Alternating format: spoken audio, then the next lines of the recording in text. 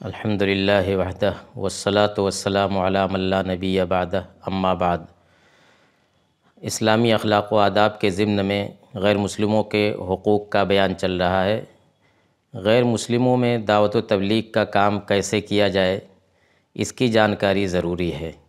غیر مسلم کو اسلام کی دعوت دینا یہ ہمارے بنیادی فرائض میں سے ہے۔ یہ دین برحق ہے اور پوری انسانیت کو اس کی دعوت دینی چاہیے۔ اس سلسلے میں پہلی بات یہ کہ ہمیں دعوت کی اہمیت کیا ہے، اس کی فضیلت کیا ہے، یہ سمجھنا چاہیے۔ دعوت اللہ کی اہمیت یہ ہے کہ یہ اجل الاعمال، اہم اعمال میں اس کا شمار ہوتا ہے۔ یہ انبیاء کرام علیہ السلام کا عمل ہے۔ یا ایھا النبی انا ارسلناک شاہدا ومبشرا ونذیرا وداعیا الی اللہ باذنہ وسراجا منیرا، اور ومن احسن قولا ممن دعا الی اللہ وعمل صالحا، اور اللہ کے نبی صلی اللہ علیہ وسلم کی وہ حدیث کی فواللہ لان یہدی اللہ بک رجلا واحدا خیر لک من حمر النعم۔ دوسری بات یہ کہ ہمیں اسلام کی بھی جانکاری ہونی چاہیے، جس اسلام کی دعوت دے رہے ہیں، اور جن کو دعوت دے رہے ہیں ان کی بھی جانکاری ہونی چاہیے، وہ کون ہیں اور ان کا عقیدہ کیا ہے۔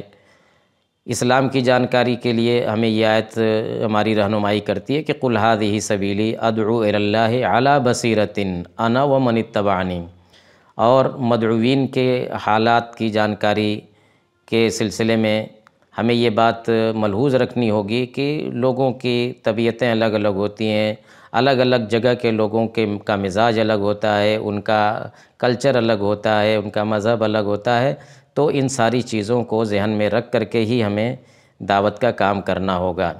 تیسری چیز یہ ہے کہ دعوت میں مرحلہ وار کام کرنا ہے، تدرج ضروری ہے، اور کس چیز کی پہلے دعوت دی جائے، کس چیز کی بعد میں۔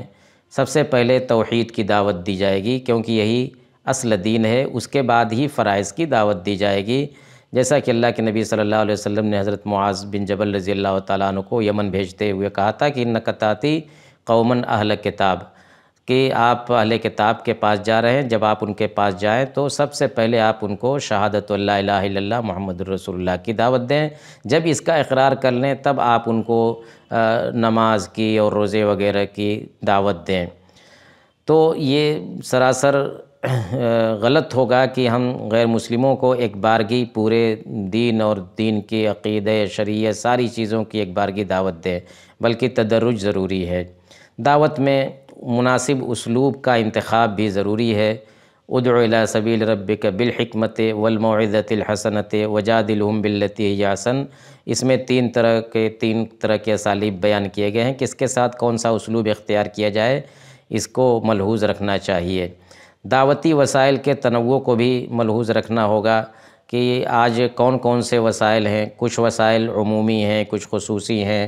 میڈیا، سوشل میڈیا ہے، عام میڈیا ہے، پرنٹ میڈیا ہے، الیکٹرانک میڈیا ہے، ان سب کو بروئے کار لانا ہوگا۔ اسی طریقے سے جو تقلیدی وسائل تھے، یعنی قدیم طرز کے تحریر کی شکل میں، کتاب کی شکل میں، کتابچے کی شکل میں، اور تقریر اور درس کی شکل میں، یہ سارے وسائل کو ہمیں مد نظر رکھنا ہوگا۔ اور اس سلسلے میں ایک اہم چیز یہ ہے کہ ہمیں اپنے آپ کو نمونہ بنانا چاہیے، قدوہ، آئیڈیل بنانا چاہیے۔ دنیا میں جو اسلام اتنے بڑے پیمانے پر پھیلا تو اس کے پیچھے یہ بھی ایک بہت بڑا سبب تھا کہ لوگ مسلمانوں کو اور ان کی عملی زندگی کو دیکھ کر کے اسلام قبول کرتے تھے۔ آخر میں ہمیں داعی کے اوصاف کے بارے میں بھی تھوڑا جانکاری ہونی چاہیے کہ ایک داعی کے اندر کون سے اوصاف ہونے چاہیے۔ سب سے پہلی چیز یہ کہ داعی کو اچھے اخلاق کا حامل ہونا چاہیے، لوگوں سے مسکرا کر کے ملے، اچھے اخلاق کا مظاہرہ کرے۔ جیسا کہ اللہ کے نبی صلی اللہ علیہ وسلم نے فرمایا ہے کہ تم لوگوں کو اپنی طرف مال کے ذریعے تو نہیں مائل کر سکتے، لیکن اپنے اچھے اخلاق کے ذریعے اور خندہ پیشانی سے مل کر کے ان کو اپنی طرف مائل کر سکتے ہیں۔ اسی طریقے سے داعی کو رحم دل ہونا چاہیے، حلیم اور بردبار ہونا چاہیے، اور نرمی کا معاملہ کرنا چاہیے مدعو کے ساتھ۔ ان اللہ رفیق یحب الرفق فی الامر کلہ۔ اور آخری چیز یہ ہے کہ دعوت کے کام میں صبر کی ضرورت ہوتی ہے، اور اسلام کی صحت اور درستگی پر یقین کی ضرورت ہوتی ہے۔ وَجَعَلْنَا مِنْهُمْ أَئِمَّةً يَهْدُونَ بِأَمْرِنَا لَمَّا صَبَرُوا وَكَانُوا بِآيَاتِنَا يُوقِنُونَ۔ تو یہ سب داعی کے اوصاف ہیں، ایک داعی کو ان پر نظر رکھنی چاہیے۔